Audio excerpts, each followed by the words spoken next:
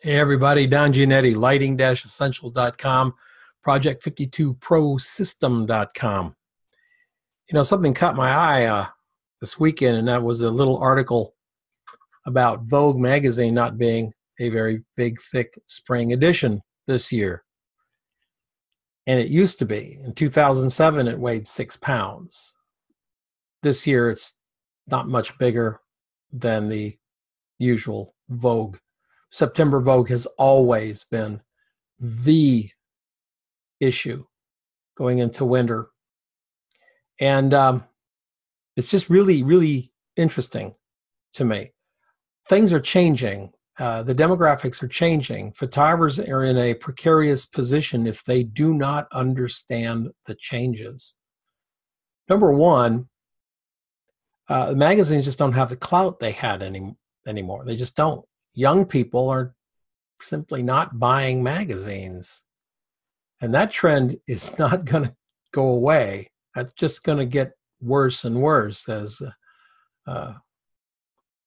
they get older and the internet and faster and more interesting ways of presenting material gets fresher and fresher. Magazine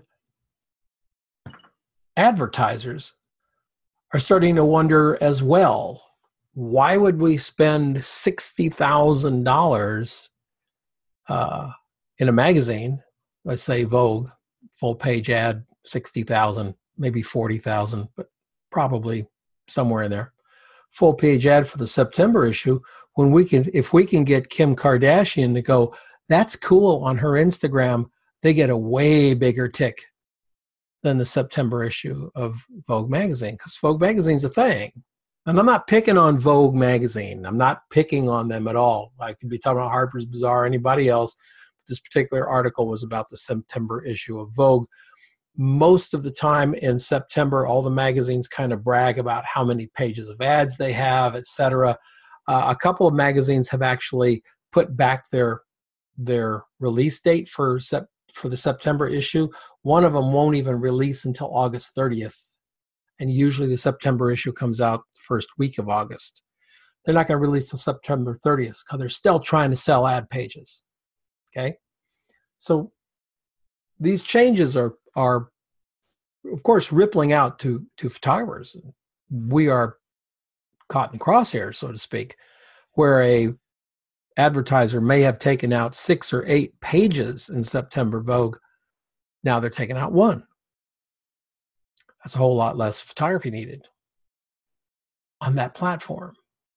But on the other platforms, oh my God, it's exploding. It's exploding.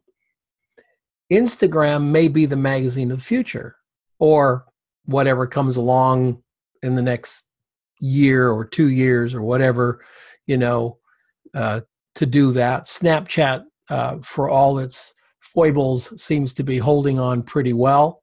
And I can see that turning into a more of an online magazine. If you have to wait for a magazine to come and you look at the pictures and that's really cool, and I'll go to the store and everything, that's a time-consuming thing on Snapchat or Facebook. Facebook Stories or Facebook Live. It's immediate. It's right there. It's right there on your phone. Vogue magazine's not on your phone. Starting to get, if it's not on your phone, maybe you need to rethink your plan. But all of this stuff is just stretching us, but it's also providing opportunities. Photographers may stop, or at least consider moving higher up the chain than the magazines. Let's start talking directly to the clients, because they need photographs not for magazines. They need them for Instagram and Facebook stories and Facebook Live and YouTube and Vimeo and a ton of other places. Even stills strung together can tell a fashion story. You can tell a fashion story on YouTube in 3 minutes with strung together stills. A lot more stills. Could be a lot cooler. Could be a lot more fresh and different. Just think of the way things have changed, the metrics. To show fashion, let's go back 15 years. To show fashion, you had to have access to a magazine. And the magazine was the gatekeeper. There were only X amount of fashion magazines. And if you were a fashion designer, you had to, if you couldn't get in Vogue or Mademoiselle or one of those, you couldn't get your fashions out there. You'd be stuck local, or even if that was really hard. Now with the internet, I don't care. You could be in Podunk, Missouri and get your stuff out there into the world. That's threatened the magazines. They're feeling the heat from all this independence. And they don't know what to do because they're caught in the middle. So the brands are starting to think, instead of spending $5 million on advertising, we might be able to get a really big bang for our buck by spending $1 million on Instagram. What they call influencers are part of it, but also ads and also Facebook story ads and things like that, because that's where the people are. They're not at the magazines anymore. Magazine subscriptions are going down, down, down. Vogue tries to take their magazine to the web, but all they can do is they can approach it only from that old media platform of like, well, you've got to pay us to see our stuff because we're the middlemen. We don't make anything. We just sort of hold it back from you until you give us money. That's not working anymore. I mean, on big scale, it's not working. It's going to trickle down and change. What does that do for us photographers? Well, it provides us opportunities that we didn't have before. We could go right straight to the designers, right straight to the magazines, right straight to the brands. The brands are where we need to be. It's really overwhelming.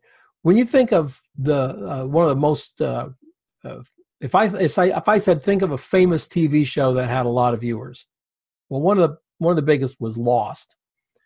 Lost was one of the most popular shows ever on television, and they pulled in about 11 million viewers a night when they started, and they were around 8 million viewers when it ended per episode.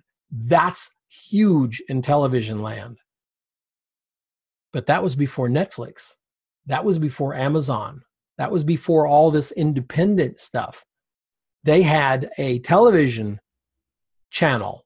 If you wanted to watch Lost, you had to go over to whatever channel it was at that time of night and watch it. Most people didn't TiVo, the vast majority. Most people waited until, I don't know, Tuesday night or whatever the night it was on.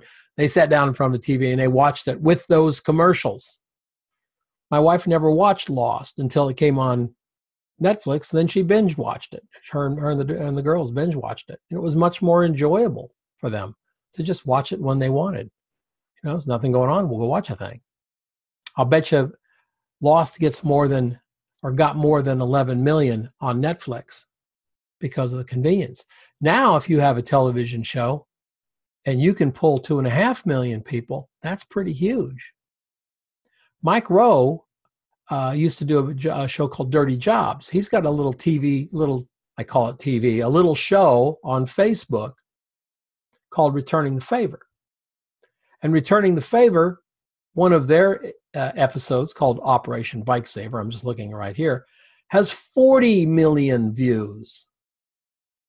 The one next to it has 9 million views. The one next to it has 12 million views. That's a little Facebook show. 2 cameras, an audio guy, and a producer. Do you see the difference? We now have Facebook we can go look at. Facebook has original content, and if you're not aware of it, they are putting together what you would normally call a TV show. It's a show. Mike Rowe's show is one. There's Lewis Howe is coming out with one. The distribution is huge, and this is where photographers need to understand this whole distribution model because we can be a part of it. Now, I'm not going to give you any answers because I don't have that many answers. I'm still working it out myself, but I will tell you this. There's a huge market, and we're going to have to figure out how to tap into it if we're going to keep going forward. So just think about how the platforms can be applied to your photography. And I'll see you next time.